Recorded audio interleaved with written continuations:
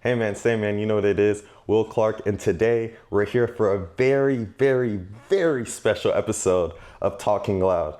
You see where I'm at, you see what's about to happen, and I'm here with someone who's kind, warm-hearted, chaotic, Yeah. funny, Yeah. one of the best planners I know, also one of the best artists I know. We're here with Viv, aka The fucking firefly. Dewduls, AKA Dewduls. if you are familiar. If you know, you know. If you know, you know. And what are we doing today, Viv? So I gave Will the idea of getting a stamp, like a tattoo stamp series, because Will's always fucking traveling. So we're starting with it's got to be the first one, which is the Jamaica postage stamp. Wagwan! Is it bad to say Bomaclat? I just said it, but is it bad? I mean, you already said it. We here. Bomaclat! I'm sorry to all my people in Jamaica watching this. I love y'all though. I forgot what fruit this is. What did you say? Ackee. An Ackee fruit. I've never had it personally. I would love to have it sometime. But that's the stamp that he chose, so that's what we're starting with. It's about maybe 2 inches long. So it's a pretty small tattoo. You can see it from here. Fairly small tattoo. But yeah, so that's what we're doing today. I'm excited. The ackee is a fruit that I grew up eating in a lot of traditional Jamaican dishes like ackee and sawfish or ackee and fried dumpling. I used to travel back and forth to Jamaica as a kid in the summer, and my uncle, his partner, she used to make that for me and my brother in the morning. So it just has a lot of fond memories. And then when I was looking for stamps and I seen this one, I was just like, oh yeah. That's gotta be the one. What does it taste like? Just by itself, I don't really know how to describe the flavor, but it's usually seasoned, and it's usually seasoned with in the more like salt, Is pepper. I was about to say, is it savory? Yeah. Because plantains are used. Plantains are savory. Thing. This one, I feel like, at least the way I used to get it, it was like salt, pepper, onion, maybe a little bit of green pepper, and then it would be made with a type of fish, and then you could eat it just as is, and that would kind of be more on the saltier side. Oh, but you can eat it sweet too. Yeah, well, in a way, it depends, but it's mostly, for me, in my experience, it's mostly been salty. If you eat it with what we call a festival, which is like a form of, you could say, cornmeal dough, and it's sweet, then it's kind of you can get the sweet and but that's also fried dough. So it's think of festival. The closest thing that I can tell people in the States is think of a donut almost, but not a donut. But it's it can be sweet. The cornmeal mix can be sweet like a donut. Oh, okay. Damn. So it's a very versatile fruit. It can be versatile. Yeah. Okay. In my experience, it's been mostly salty though, but I love it. Still eat it. But I'm so happy to be in this studio space with you. Very new too. Very new. What made you want to get a studio space here? Because I know you used to have your own home studio. Fairfield, yeah. It's honestly because most of my clients come from this way. So a lot of my clients are in Vallejo, but more importantly, a lot of them come from hella deep, more south. So a lot of my clients come from San Francisco, Oakland, San Jose.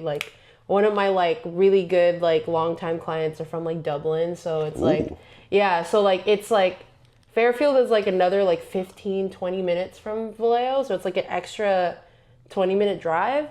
So I wanted to be a little closer. Also, this is my hometown, the V.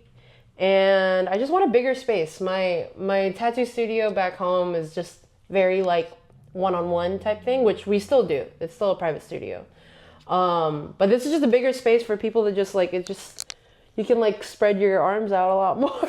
So yeah, that's pretty much why. And it was a good deal. And my scheduler, Ganja, who is also a great planner, does facials, and she's across the room from me. So kind of did it just so we can be together.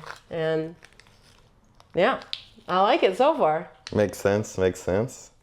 So I want to know a little bit more about your history and your story, because your lore, at least from the amount of time I've known you, is like, I feel like I'm always learning something new about you. And it's like, oh, I did this or I did that. And it's like your side mission journey to where you got to here is fucking wild. crazy. Like if people would have saw you in your upbringing, I don't know if they would have saw this for you. Yeah, I think this is what a lot of people might have seen for me, but everything to get here, probably not. So I'm gonna start now, by the way. Yeah. You ready? Mm-hmm. No numbing cream. No numbing cream. We going straight to it. I'm a one-session guy. I do it all. Shading, line work. Line work. We're here. White ink. So I have always been a fairly artistic person. I have never I've never not drawn. Like one of the most like fondest memories my parents have of me is when we first immigrated here to the U.S. I was 3 years old, and the first picture I had when we got here was me and my little like bag of like crayons and like coloring pencils and sketchbooks, and literally since I got here I've just been drawing. That's something I've never not done. So my upbringing is definitely, I've done art for the longest time, and specifically when I was in high school I started doing like a lot of art commissions. And I don't know if anyone knows what Gaia Online is, but Gaia, let me know. Do you Chad. know what Gaia is? I don't know, but let me know, Chad, if you know. Yeah, Gaia Online is like a really OG, like, I guess like community forum place. And that's where I did my first commissions, was on Gaia. Like, a lot of people had their own like OCs, and people wanted like their own like original characters to be drawn, so that's what I started off with. And in high school I was the one that always, like, the high school I went to, we were like a project-based high school. So a lot of our projects, like, you know, you had to have some type of like art skill, I guess. Like we did a lot of like PowerPoints and like posters and stuff, so I was always the one that like went super hard on like presentations. And when we did like Halloween in high school or like Spirit Weeks, like people would always ask me to do like their like face paints, or people would constantly ask me to draw on them. So it was definitely like, art has never left my side. It's just I just never thought it was gonna be like a viable like career or job. Like I've always thought of like, oh, art's always gonna be like my hobby, I'll never let go of art in that way. But when it came to like a career, I just never thought it was like viable, because, well, I come from very traditional immigrant parents that want, you know, obviously they wanted the best for me, but they never made it or feel like I could do something with art. So, but art's always been a part of me. It's never left. Like since the moment I have been born, I've just always like, my parents always told me that I'm like constantly drawing or coloring, things like that. So yeah, art's always been there. But it's the come up over here that was interesting. What was one of the first things you vividly remember drawing that made you feel like you had real skill? Ooh, that's a good question. So one of the first things I ever drew was Spider-Man. Okay. That's like the first thing I remember, and it's because of my dad. My dad is, I think I get a lot of my creative talents from him. For those that know my dad, he's a, what's the word? He's a very, he's creative in a way where he can like build something out of scratch. Like he built my studio back home. And he's the one that taught me how to draw like proportions. So I learned proportions through drawing Spider-Man. Like my dad knew how to draw Spider-Man from like memory. And yeah, so he would draw the head, the neck, like the shoulders, like the torso and all that. So because before I would only draw like, you know, like little kids draw. Like I would draw like a circle as the head, and then I would draw like a triangle for the skirt and like. But when I got to like, when I started drawing Spider-Man is where I got to learn a lot of like proportions. And so that's probably the first like thing where I'm like, okay, I can like this is pretty good. And I think I was like 10. So 10 years old drawing Spider-Man, like, and then from then on, I kind of like, I think every artist or every illustrator like me kind of goes on a deep dive of like, you know, now I want to learn how to draw like proportions and make things out of my brain. So I would always look up like YouTube videos on like how other artists drew heads. Like the first thing I did was like master like the head proportion. And then I honestly don't think I got better at body proportions until like 3 years ago. Like takes a long time. It's the grind though. No, literally it is definitely a grind. But yeah, that's like, yeah, Spider-Man's probably the first thing I drew where I was like, okay, it's actually pretty good. Shout out my dad.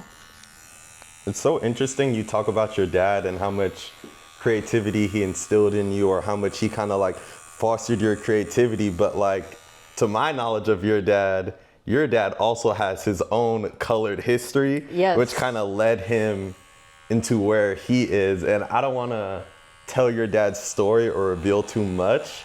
So, you know, I kind of want to know a little bit more about it in your own words, because from what I know, he went from a neighborhood gangster to holy man running a church. And then at the same time of doing all this, he's still like, you know what, I want to get tattooed by my daughter. And it's like, it's just so many different points in his life. So it's just like, depending on, you know, what you feel comfortable sharing. So my dad, so obviously we came from the Philippines. I was born there. And my dad growing up, he was like a teenage or young adult. He was a young adult in the 80s. 80s. And he was in a gang, which I think is like, people in the Philippines that are watching this, or people that are Filipino watching this, know that like being in a gang was not uncommon. But my dad swears it wasn't a gang. He was like, it was a fraternity. It's a fucking gang. It's a gang. And he told me that basically the gang he was in, they would like go to, what am I doing? They would go to different different schools, and like, I don't know, like b-boy competition with them. Like they would like have like breakdance competition, turf wars. They would call it turf wars, which I think is a thing here too in the Bay Area. So they would have turf wars, and after that they would beat each other up and shit. But you dance better than me. I'm beating your ass. Yeah, literally they would just beat each other up after. Even like my dad and my mom have been together since like 5th grade, like for a long time, and throughout high school and stuff. Like anytime like they would break up, because of course they would break up. Like anytime they would break up, he would like, he's the type of gangster guy that like anytime he found out my mom was talking to someone, he would like fuck with them so hard. Like one of the stories that my dad told me was that my mom was talking to this guy in high school, and his only way of transportation was like a bike. So my dad found his bike and threw it over the river, and like took away this man's only transportation. So that was my dad. But then his dad and his side of the family has always been super religious. So they have, he's always been under like strict like house rules and stuff. And I think they kind of like persuaded him to become a pastor. So by the time him and my mom got married, he became a pastor. And yeah, so growing up, 360'd his life. Literally growing up, like I had a very like fairly strict religious upbringing with like, especially Filipinos, like a very strict upbringing of Filipino church lifestyle. And recently, like when I started tattooing, my parents weren't like super excited about it. They didn't think, like I said earlier, they didn't think it was like a viable like option when it came to when it came to a career. They were like more scared of my livelihood than like thinking about like the taboo connotations when it came to tattooing. They were just scared that I wasn't going to be making enough money. Mm-hmm. But then it came to a point where they saw how many people came to my house to get tattooed. And they were like, oh, like people actually want to get tattooed by you. And I was like, yes, they do want to get tattooed by me. And so eventually my dad was the first one out of my family to get tattooed by me.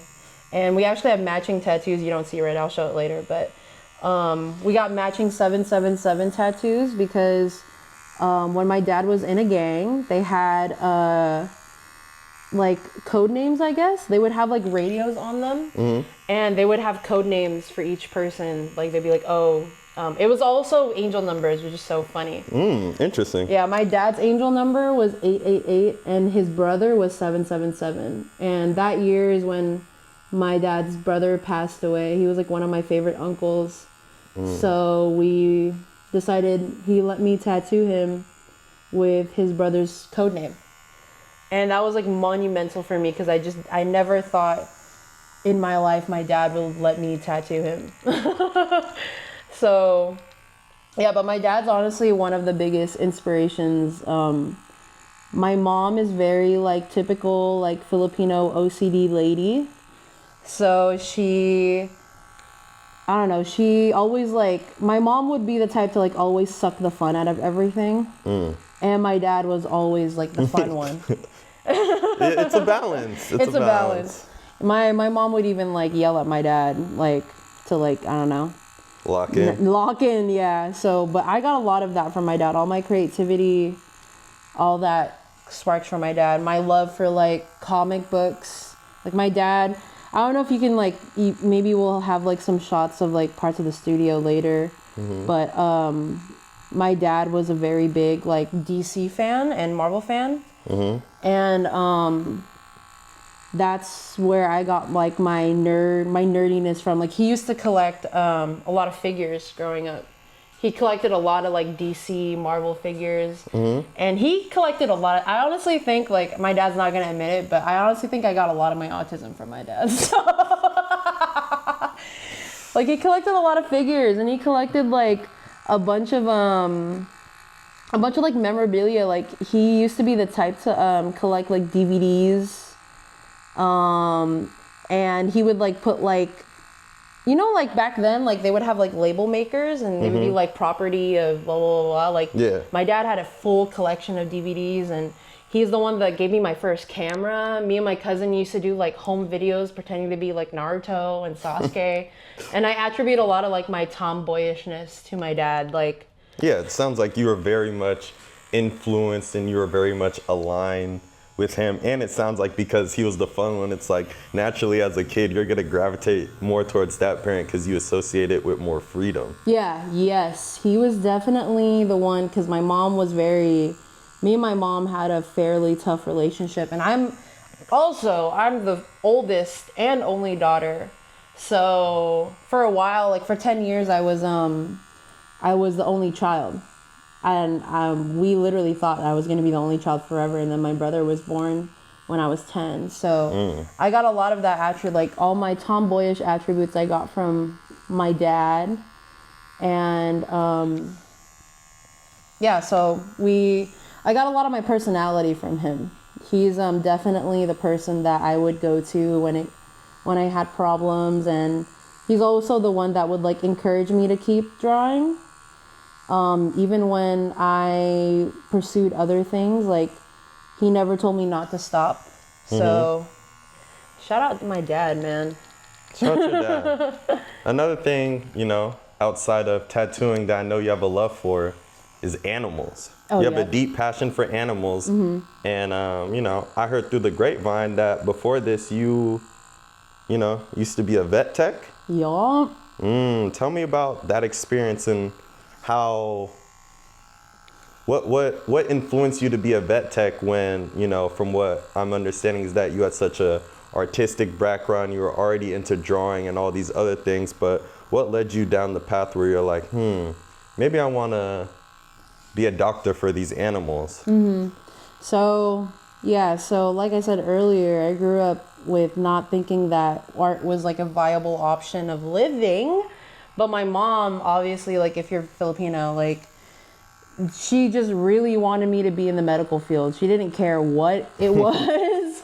She was like, as long as you're in the medical field, I just know you'll be fine. You'll be making enough money and whatever. So I was like, you know what? Since you want me to be in the medical field so fucking bad, I'm gonna do veterinary because I loved animals. I've always grown up with dogs. I've never not grown up with dogs. I don't know what my life would look like without them.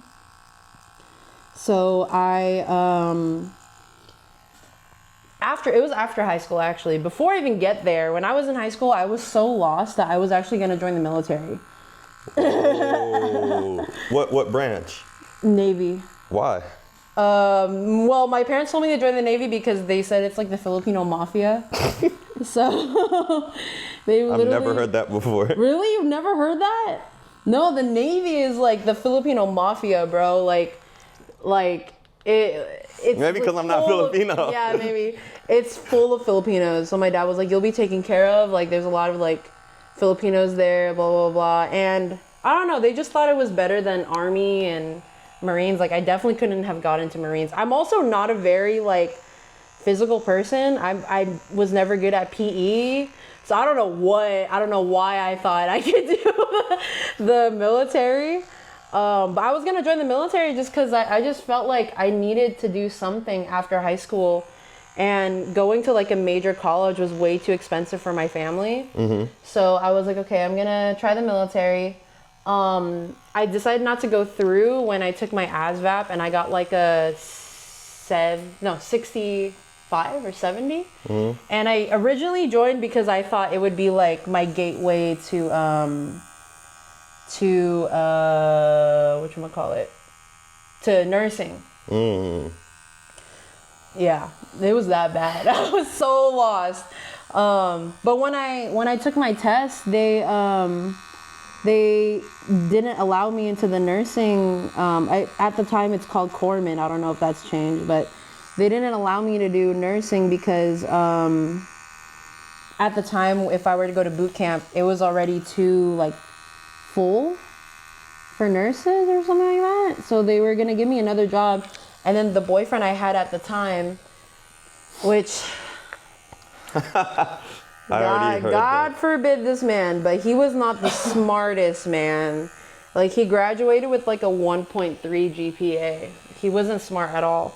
And he took the same ASVAB, he got like a 40, I think. And they offered him nursing. So I was like, I got a better score and he gets to be a nurse, but I don't because there wasn't enough like slots for me to go to have when I went to boot camp. So that's why I quit, and that's gender inequality. Literally, like what the fuck? So that's when I was like, okay, I'm gonna try veterinary. Like that's always something that's been in the back of my mind. My first job was in veterinary. I was like 14, just doing like little errands for my uncle. My uncle's actually a vet in Vallejo. And I just did like little jobs for him. Like I would help clean the cages and I would help answer the phone. I don't know if I'm supposed to say this because I was 14, but that was my first job ever. And yeah, so that was like one of the inspirations. I went to school for it. I got a degree in veterinary technology. I worked in San Francisco for a little bit to do veterinary, and I still only got paid like $18 an hour. Damn. Yeah. You went to school, working in the city, $18? Yeah. What year was this? Last time I was in veterinary was 2020 to 2021. So, and at that time I was getting paid like $19 an hour. So I was like, so I did everything right and I'm still not getting paid well. So then, but I love animals. If it worked out, I think I would have stayed as a veterinary Like if the money was right. Yeah. And also like the veterinary field is just a really sad field. Like There's a lot of like suicide in the veterinary world, mostly because you see a lot of animals die. And I think when I was in veterinary, I saw at least 3 or 4 like Whoa. euthanasias every week. Damn, that's heavy. Yeah, it was super heavy on my mental, and I was already depressed enough from like religious trauma. So I didn't think, like, at some point I was like, this was just not a viable option for me anymore.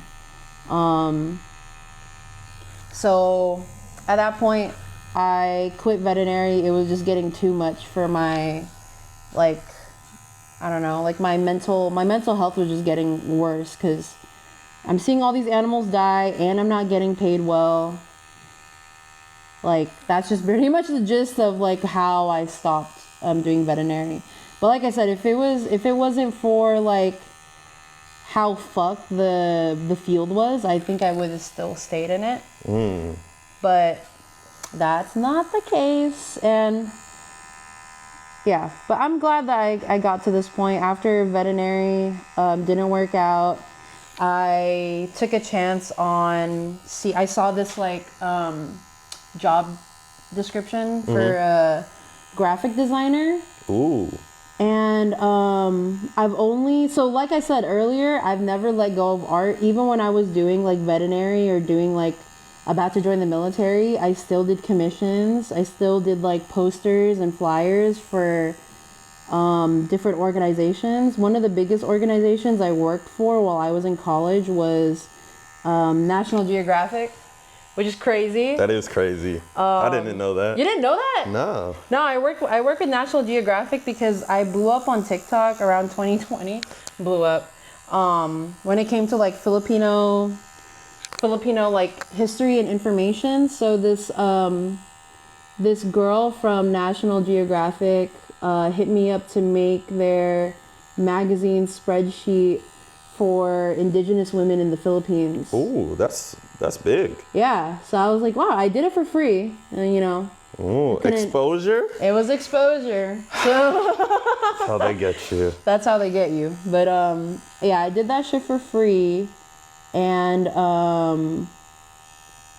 yeah, so I did that. I still did a lot of art. So when I signed up for my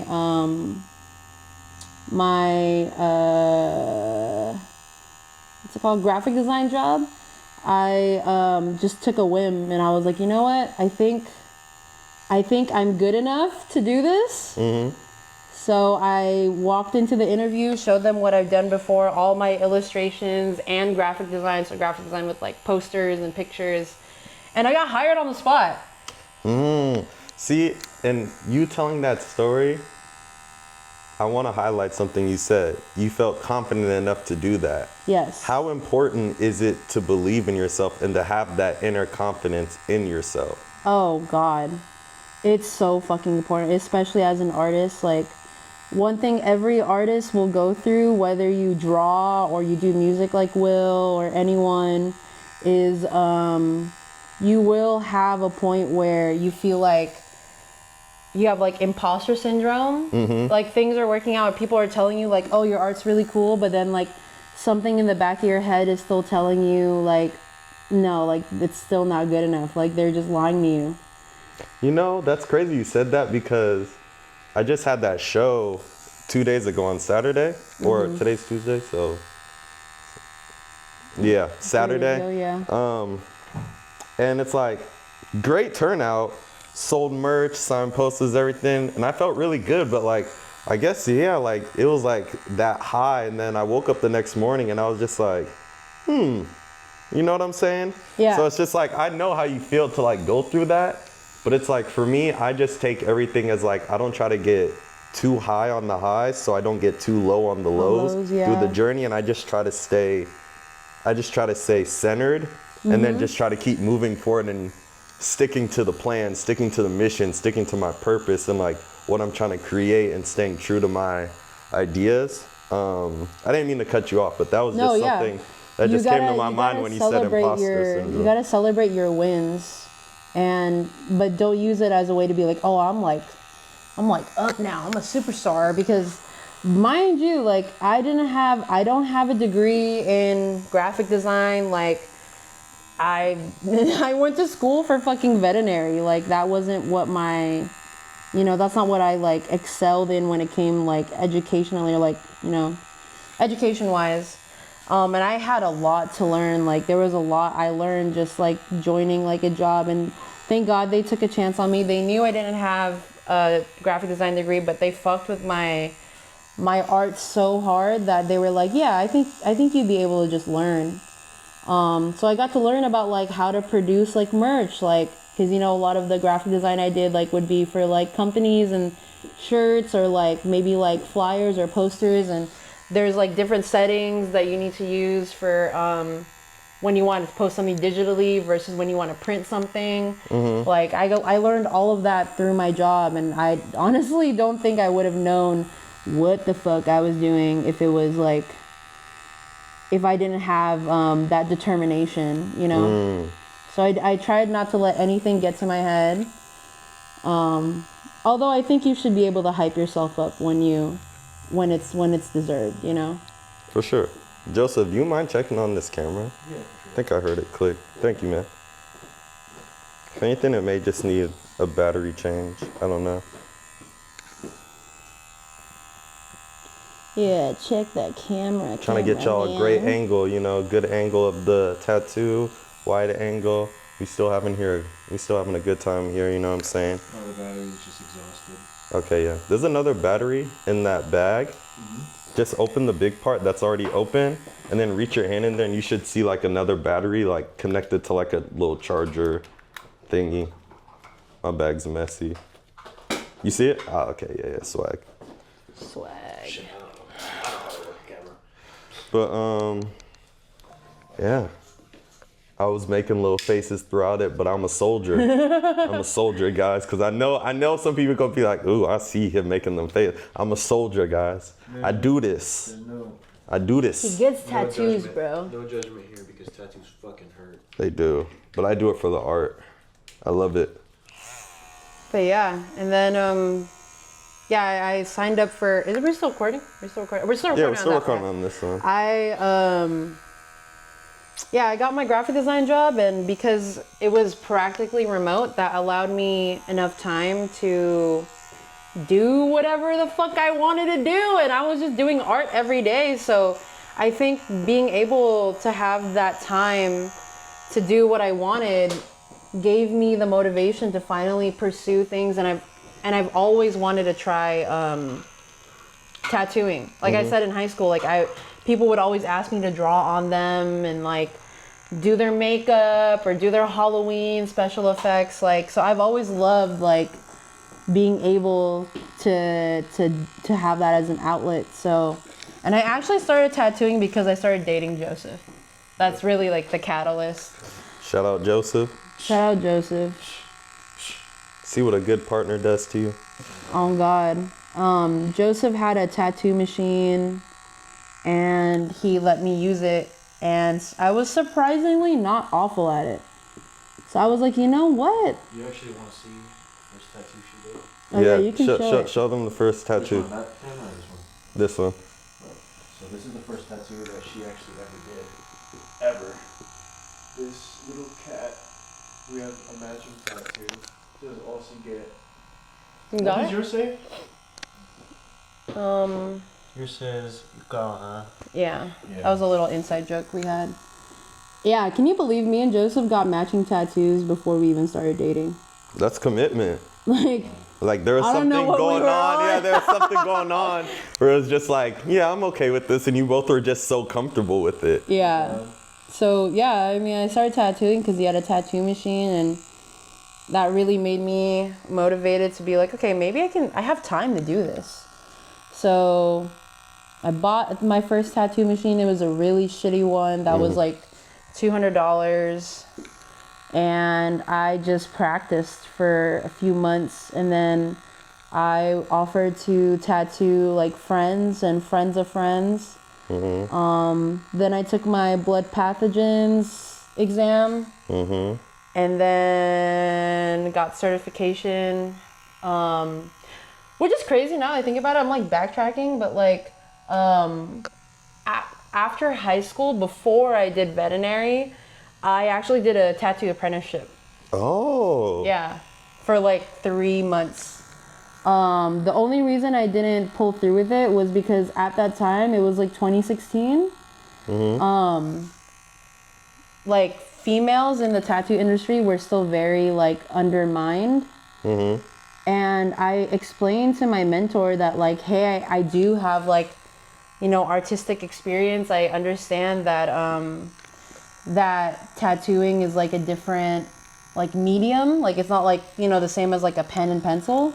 But like I understand how to draw a circle and all that stuff, and he would just have me just like draw circles and lines and squares for like the entire time I was there. He was karate kidding you for tattoos. No, literally, and I get that. Like for some people, I think that's very important in tattooing, like the very basics. But I think like I've always been the type of person that I end up learning really fast. So I was just ready for like something new other than like drawing circles or lines. And he would just never give it to me. And at that point, my parents were like pressing me about like what I was gonna do. Like I was already like 18. So I kind of just felt pressured to like have something under my belt. So that's why I stopped with my mentorship. So pretty much picking up tattooing again in, when was that? 2022? 6 years later. Yeah, 6 years later. I kind of just taught myself pretty much all the basics again, how to hold the tattoo machine properly, the blood pathogen certificate also teaches you how to be clean and what's like, you know, like how not to transfer like blood transmitted diseases and all those things. So I pretty much learned all that shit by my fucking self. Yeah, fuck that guy. Joseph said, fuck that guy. But yeah, so I ended up having a lot more time to learn, and I was already a big flat out fucking nerd when I started tattooing. So I specialize in a lot of like anime, cartoons, but I also specialize basically like anytime someone's asked me about like tattooing, like, and they see my work, they're like, oh, you're basically like fine line detail tattoo. And I was like, you know what? Yeah, I think that is what I like to do. I like to do a lot of fine line tattoos. What tattoo was the most challenging you've ever done, and how did you overcome that situation or figure it out? Was it the way someone brought an image to you, or was it maybe the way like you were working on a tattoo and you're like, oh, this is a little bit more challenging than I thought, but like what were some challenges? Yeah, I think the first challenge I had was my tattoo cartridges fucking clogging all the time. And I realized it's because I would pick up too much ink. I didn't allow it to, like, technically you're only supposed to like dip it a little bit, but sometimes I would just dip it in there and it would just like clog it up. That's like a very like beginner mistake. But I guess like my biggest challenge was color, because color has a lot of what's the word? I don't even know what the proper word of it is.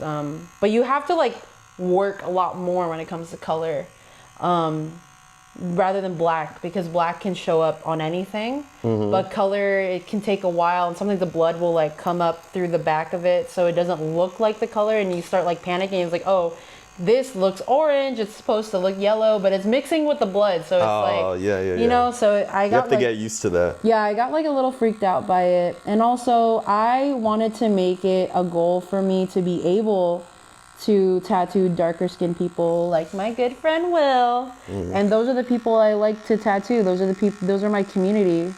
So I made it a goal to like learn how to tattoo on darker skinned people. And I feel like I'm still learning, but I've definitely gotten a lot better since I started. So that was like a challenge at first, but I like honestly dedicated time to learn how to tattoo on darker skin. And I think all tattoo artists should honestly take the time to learn how to tattoo darker skin. I've had some clients be like, yeah, I got turned away because they didn't feel comfortable tattooing on me. And I'm just like, dude, it's literally like black and white. Like if it's color, like maybe, but like, I don't know. Like I think if you can take the time to learn how to tattoo, you can take the time to learn how to tattoo on everybody. It's like, how much do you care enough to learn? Yes, exactly. So that was like one of the bigger challenges. And like I said, I like mostly prioritize like anime tattoos. So I guess my current challenge is like other styles, like specifically like realism. And I guess you can count this kind of as realism, but like I don't know if I'll ever get to a point where I'll be able to feel comfortable like tattooing like someone's portrait or something. Oh yeah. But that all comes with just experience and like just keeping on going with tattooing. It's like you learn something new all the time. And I always like end up watching like a lot of like tattoo TikToks or videos because I like observe like how certain tattoo artists do things, and then I kind of apply it and I'll be like, oh, okay, this is like way easier to do now. That's good. So you're always finding new ways to learn and expand your knowledge. You never want to feel like, oh, this is my style or this is what I do and I'm sticking to it. Like you're always trying to grow and expand. Pretty much, yeah. Like I don't ever want to feel like I'm being stagnant. I don't want to feel like I've only been in like one place. And I feel like I'll always be comfortable in like anime tattoos. But I do want to dabble in other things. So yeah, like I want to constantly learn. I think right now I really want to learn like color. I've been actually like, I thought when I first started, I was like, I'm never going to do color. Like, I just don't think that's me. And then I've started doing like a lot of like color Ghibli scenes. And I've been really enjoying it. So yeah, right now my current thing is color. Nice. Speaking of tattoos and, you know, you and Joseph using each other's bodies as open canvases. How many tattoos do you think you have now? Me? Yeah. Oh, I don't even know when's the last time I counted. Probably over like 38. I probably have like 40 now, actually. Damn. Yeah. Joseph, how many tattoos do you have? Yeah. They can't even count. I can't even count anymore. That's some real tattoo couple type shit. Like, hey, I don't know, I just keep going. It keeps going. Yeah, because y'all just wake up sometimes and just tattoo each other. Yeah, especially when I'm bored and I don't have any like clients for the day. I'd be telling Joseph like, hey, you want a tattoo? And I always try to tell him to like find the most like, I wouldn't say difficult, but like find the most like detailed tattoo you can have me do. Joseph for real is like my guinea pig. Like a lot of things I learned about tattoos are on his skin. So before I try it on anyone else, I try it on my boyfriend because he'll still love me regardless, even if I fuck up. Don't fuck it. Oh, thank you. I try. Sheesh. How's that feel? Feels good. We're like almost done. I did a lot of the white. So this is what I learned. When you put white down first, especially with like realism, you're not really like, it's not like this Brooke tattoo where like the lines have to be super, it's more like painting.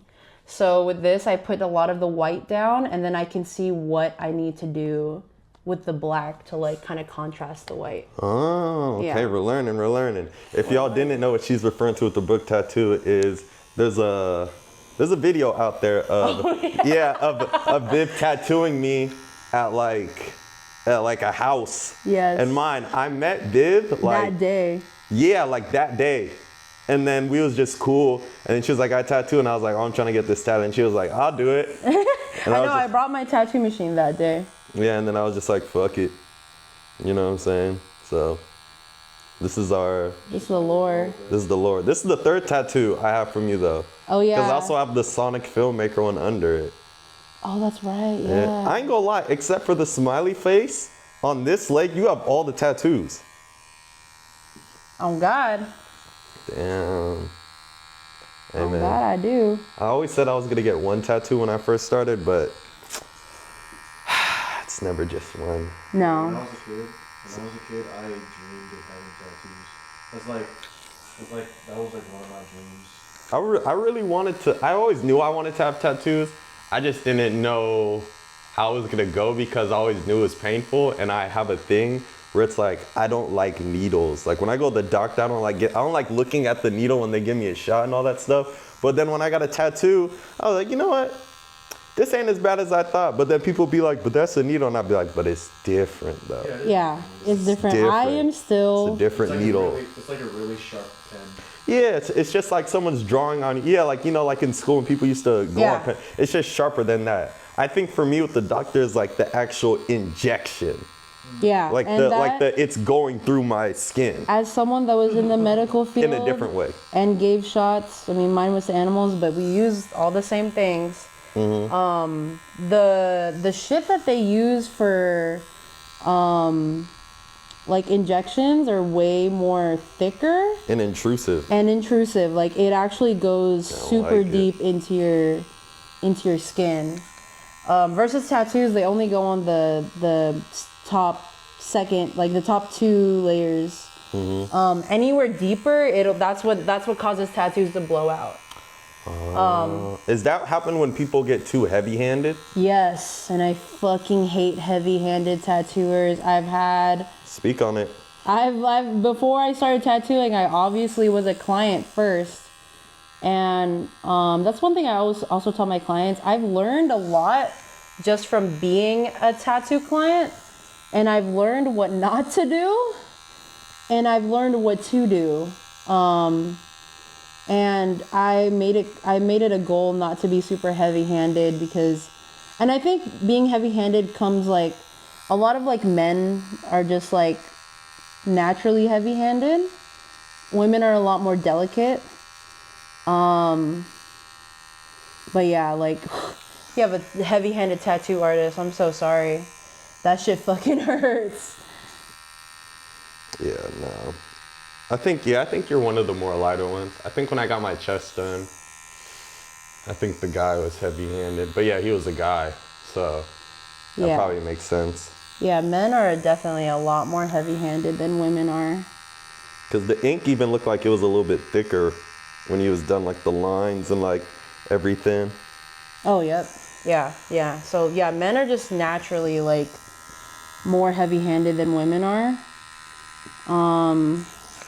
And yeah, and when it came to also like my practice too, like my clinic, like I made sure to like, there was a lot of like instances when I was a tattoo client that I felt like, I wouldn't say like uncomfortable, but it didn't really seem like they were like taking care of you really. Okay. You know, or making you feel comfortable. Like they would just like tattoo and never talk. I mean, I know some clients don't like talking, but at least gauge the situation to see if they would feel better if you were having a conversation while tattooing. I also like, I have candy here. Like I would give candy because like sugar actually helps a lot with tattoo pain.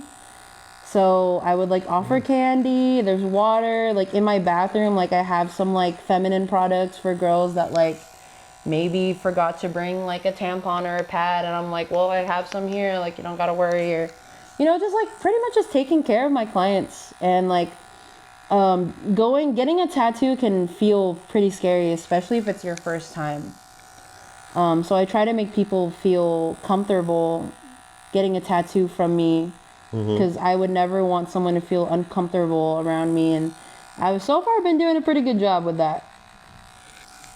Yeah, I mean, based on from what I'm seeing, seems like you're just getting more and more booked up, and it seems like I'm seeing your tattoos like posted on people's stories, and then like, you know, people kind of knowing more about you, like when people are out, you know what I'm saying? Like people know you in the community, people know you're a tattoo artist, people have seen your work. Yeah, that's still so crazy. I remember my first real experience of that with a stranger.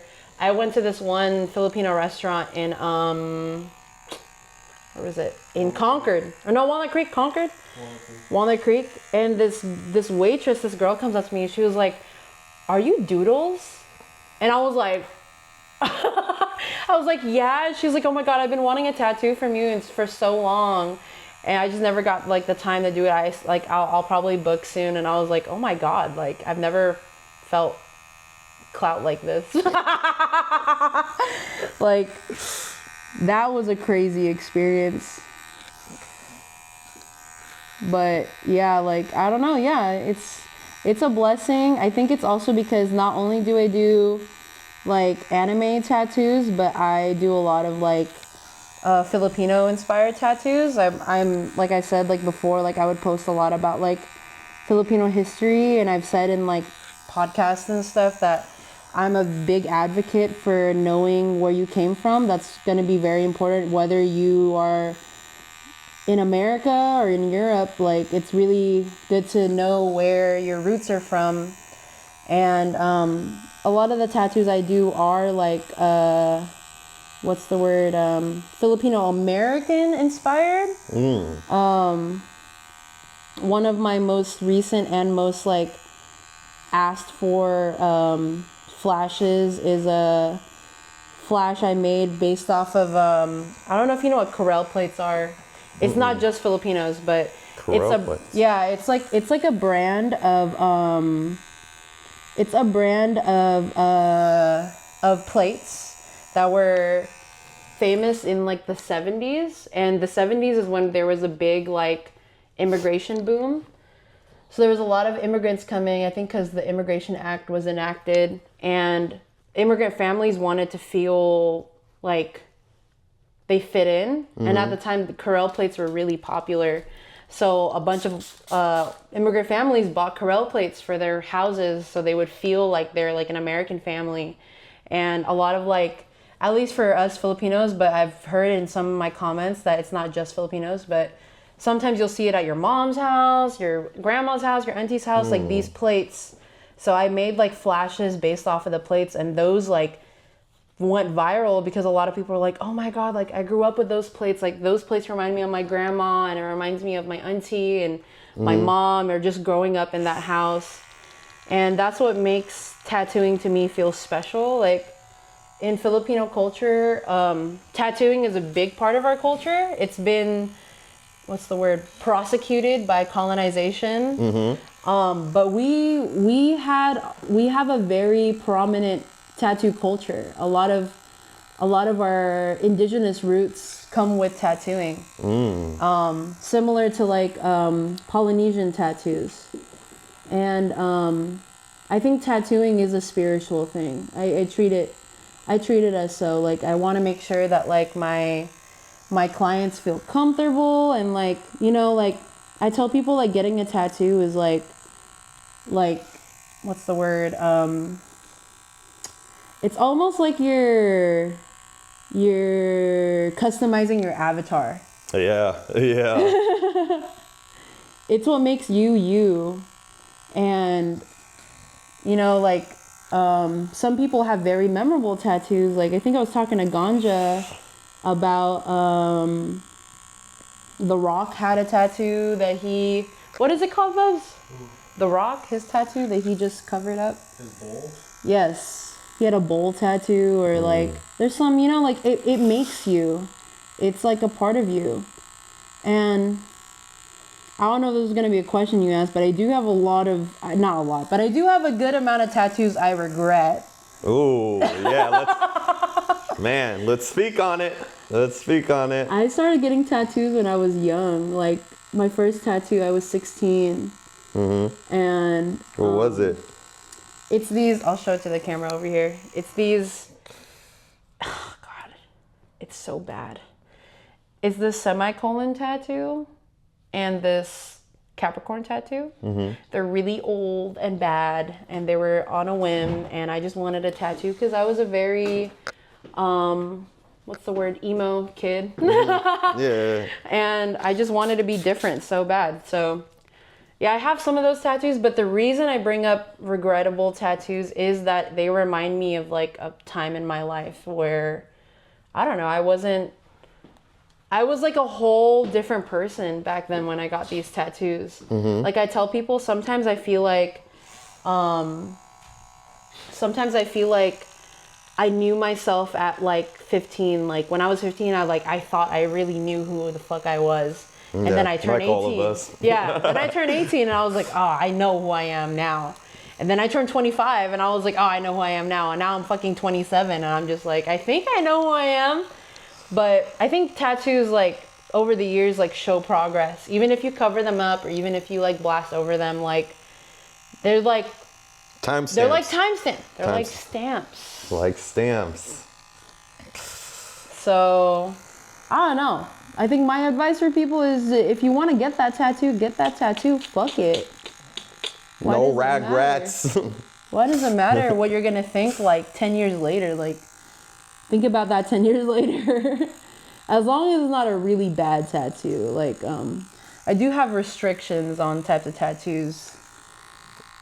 What's a tattoo that someone came to you're like, I'm not doing this? Oh. When I was working at a shop, this girl walked in. Mind you, when I was working at a shop, we did a lot of walk-ins.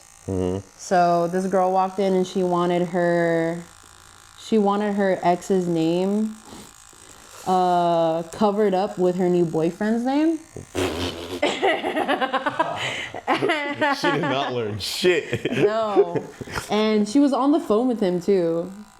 And he sounded kind of scary. So I was like, no, I'm okay. I'm okay doing that. There was also this one guy, and I tell this story all the time because I think this like tattoo request traumatized me.